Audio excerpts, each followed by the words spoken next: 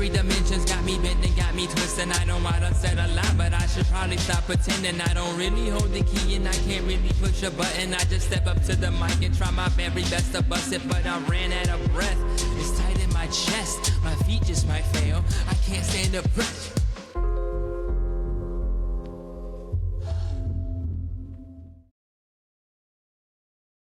What's going on, guys? It's me, David Phipps, and welcome back to Racially Speaking. Please like, share, and subscribe to the show right here on YouTube or Spotify, Apple Podcast, iHeartRadio, Google Podcast, or wherever else you get your podcast. And of course, as always, if you'd like to support the show financially, you can check out patreon.com/racially speaking for as little as $1 a month. You can financially support the justice work I do here on the show. Thank you so much for those of you guys who have already done any and all of those things. I really appreciate you guys, and hopefully you guys are enjoying the quality that comes out of the show because of your guys' generosity. All right, look, it's just me today, and I wanted to jump on here and give you some of my nuanced thoughts about something that's been going on specifically in Virginia. Of course, it has implications nationally, in my opinion. States like Missouri, North Carolina, Texas, California, Tennessee might be wrong, but I do know Missouri, North Carolina, Virginia is very involved. And of course, many of you live in the state I live in, Virginia. So I really wanted to jump on here and talk about something that's going on that many of you by now are at least somewhat aware because you've seen some of the signage up and down your neighborhood and on the streets. And so I didn't want to have a gut reaction, knee-jerk reaction to what's going on. I didn't even necessarily plan to have to speak into this political issue that's going on. But the more I looked into it, I wanted to know what's going on because I, of course, believe in voting and the importance to voting and the well-being of everybody. And, of course, on here, racially speaking, I'm looking out for Black and brown people. For better and for, well, not for better and for worse, but for better. So, look, here we go. By now, you have seen the signs, especially here in Virginia, that say vote no or vote yes, right? Really simple, right? Just vote no, vote yes. I wish it was always just that simple, but of course it's not.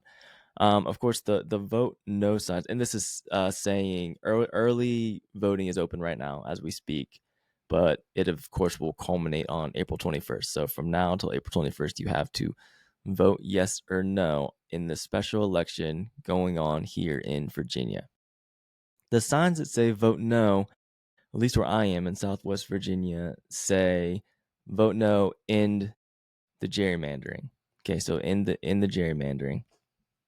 And then the signs that say vote yes are accompanied with some form of the slogan, assure or fight back, ensure fair representation. So many of you guys know which way with a lot of these issues I lean on, but I think for the purposes of this episode and breakdown of what's going on from my view and my research, I'm going to try and be pretty objective because I think that is sometimes more helpful as I'm going to unpack what's going on. So what I've seen in my research is I've seen these signs that say vote no. There's a lot of those, at least where I am, in Southwest Virginia, that say vote no and end in gerrymandering. Real quick, Google definition of gerrymandering, if I've already lost you, is, and that's okay, I have to look up these things all the time. Gerrymandering, the deliberate manipulation of electoral district boundaries to give one political party or group an unfair advantage, typically by packing opposition voters into a few districts or cracking them across many. It's used to secure legislative control. It often causes extreme polarization. No, not polarization. Reduces electoral competition and minimizes the voting power of minority groups. Okay, so real quick about gerrymandering. Really, the focus is gerrymandering is a deliberate manipulation of electoral district boundaries to give one political party or group an unfair advantage, typically by packing opposition. Okay, so deliberate manipulation is what I think is the crux of that. to give somebody an unfair advantage. The funny thing I found out, which I didn't know, is that partisan gerrymandering, what I found is actually okay and is legal. And so I think that is important because it's worth talking about. So it and someone correct me if I'm wrong, but it sounds like that is legal, but racial gerrymandering, I don't really know how this works, is not legal.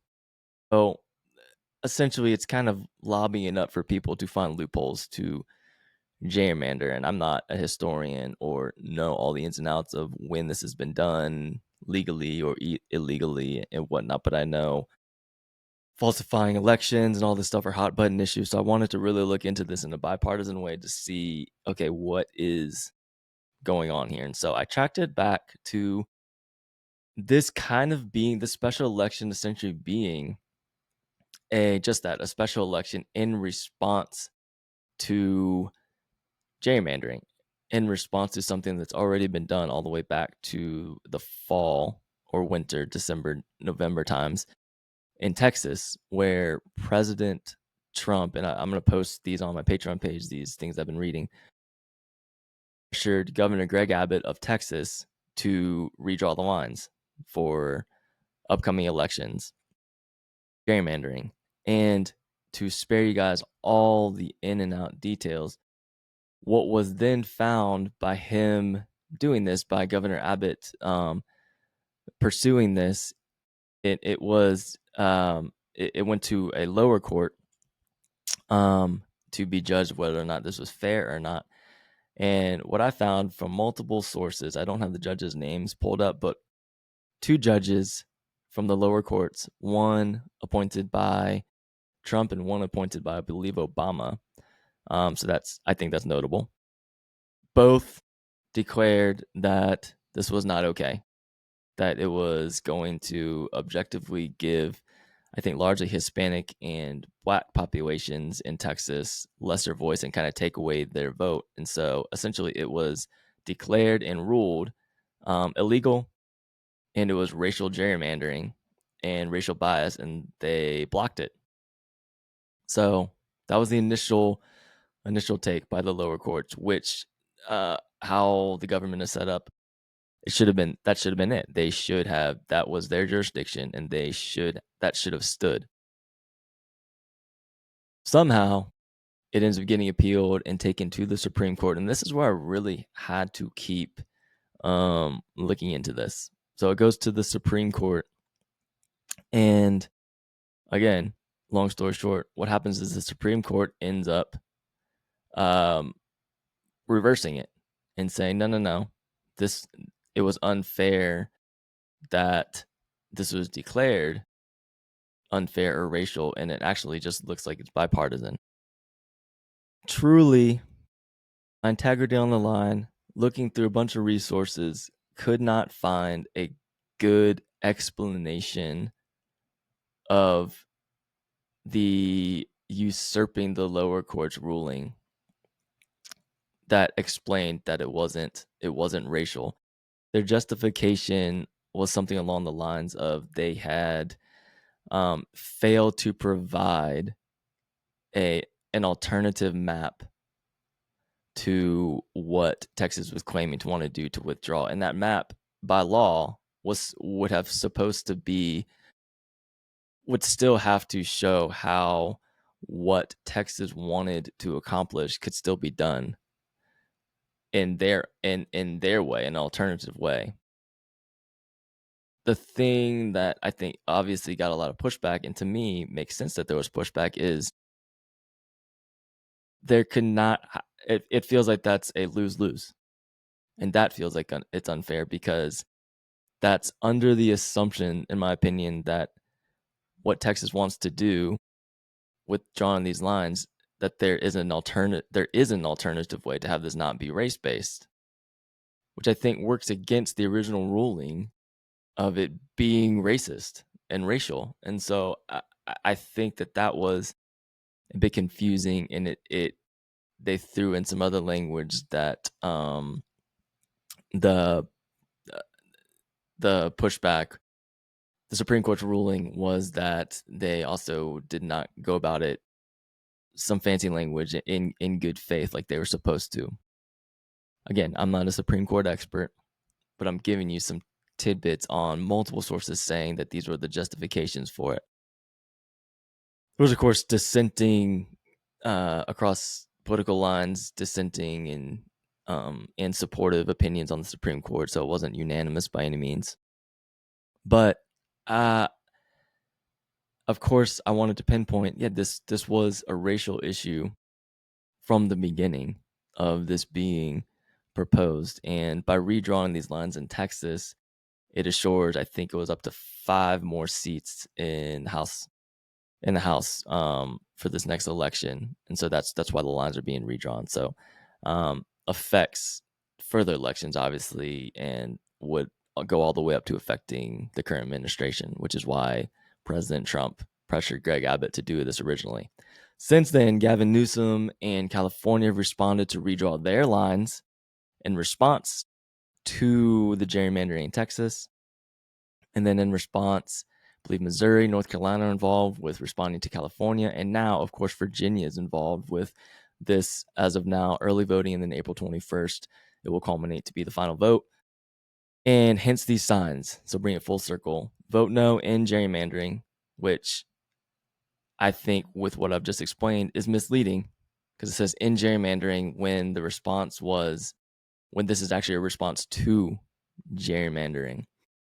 And so I don't think this is a stretch for me to say that.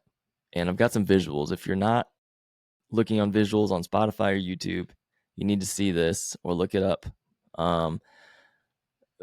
for this portion. But there's this huge controversy with these mailers that people across Virginia have been getting. One says, just like Jim Crow, they want to silence your voice or vote no and return your ballot immediately to ensure your voice is heard. Right here, just like Jim Crow. Pictures of, from the 50s.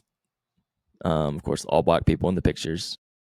That's relevant. Just like Jim Crow, they want to silence your voice. So you would think that these are black people putting these out, right? I'll get to this. And then another one says, our ancestors fought to represent us. Now Richmond politicians are trying to take your districts away. Return your vote as quickly as possible so that your voice is heard. So there you go right there. I hope that if you've listened to me for any amount of time, you're the kind of person that this is making your skin crawl a little bit. Just like Jim Crow. Just the inaccurate, false use of the Jim Crow era and conflating that to what is going on now with this special election, I think is unconscionable, really. Like, is inexcusable, wrong, and gross. I think I'd even say there would be a way to encourage this vote for no without stooping to this level, is my point. And so I show you guys this because I think they're kind of showing, the people that put this out are kind of showing their true colors. They're kind of showing, they're getting caught with the pants down, as the expression goes. And they're the ones making it about race. I think if they knew that they could do this with integrity, and I'm not patting any politicians on the back, but if this could be done with some integrity intact at all, they would go that route. But to go this route, I think just shows, hey, we think we can trick some of the black community into voting this way, knowing that it is actually going to work against them. And like I said, it says our ancestors fought to represent us.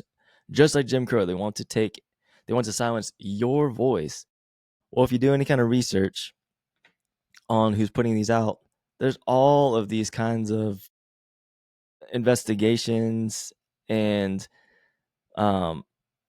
strange languages of how these no one really knows for sure who put these out.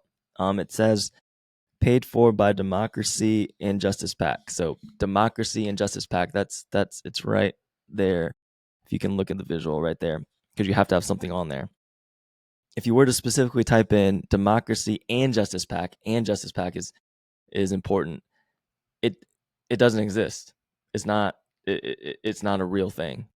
There's a Justice for Democracy for Justice PAC, I believe, and there's some things that are loosely tied to each other. There's in Gerrymandering Virginia, something like that, and there's really all this sketchy backstory on who is in collaboration with each other, who was the head of these organizations, where this money come from, and it just at one point didn't exist, and then there's different evidence that shows that's too much legalese. There's different I guess evidence is the right word. Records, that's the word. Records that show $10,000 was given from a former politician, last name Fralin. I think his name is, let's see. Fralin. There's a Christopher Woodfin and a William Fralin who gave all this money to do this. They have loose ties to these false organizations, and are middle-aged white men. That's relevant because just like Jim Crow, our ancestors, like, what are we talking about here? There is one other guy, a former Republican. Let me pull his name up. I apologize. Named former delegate AC Cordoza, who at one point, he's out of Hampton, was later, after the controversy, I think that's important, was cited for being the chairman of Justice for Democracy PAC and the Democracy and Justice PAC.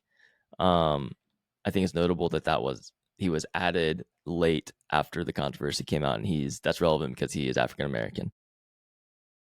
I say all that because this reeks of sketchiness at the very least, in my opinion. And at this point, I'm not on here to say who to vote for, but I think it's really relevant to be weary of this level of flippant, loose integrity here.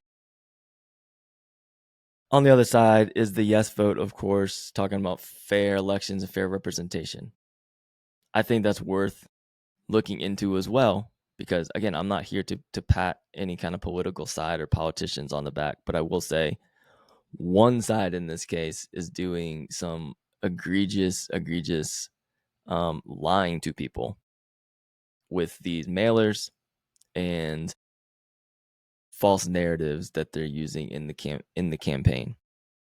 I do think the voting yes side, at least from what I have read, asked around about, seems to be based solely on this original pressuring from President Trump on Greg Abbott to start this gerrymandering train and the subsequent responses from other states.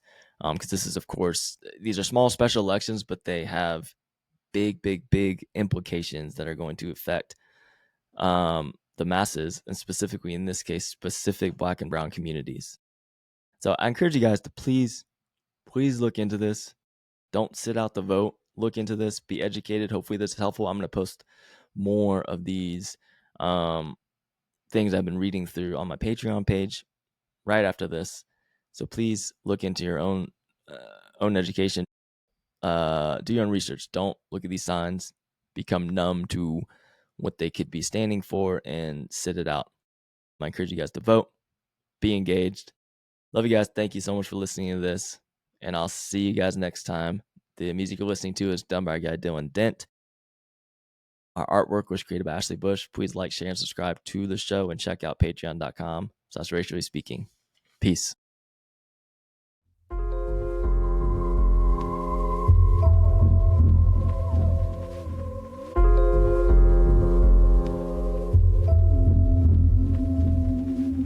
Life in 3 dimensions got me bent and got me twisted. I know I done said a lot, but I should probably stop pretending. I don't really hold the key and I can't really push a button. I just step up to the mic and try my very best to bust it, but I ran out of breath. It's tight in my chest, my feet just might fail. I can't stand the pressure.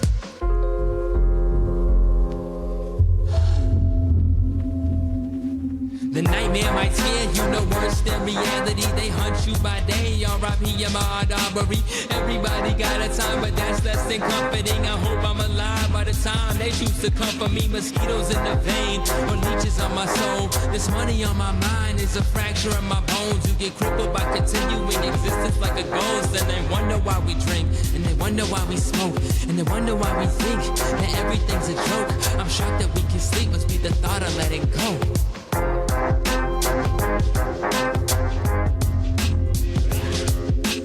Now I lay me down to sleep, I'm fed up with the valley. Now I lay me down to sleep, I'm fed up with the valley.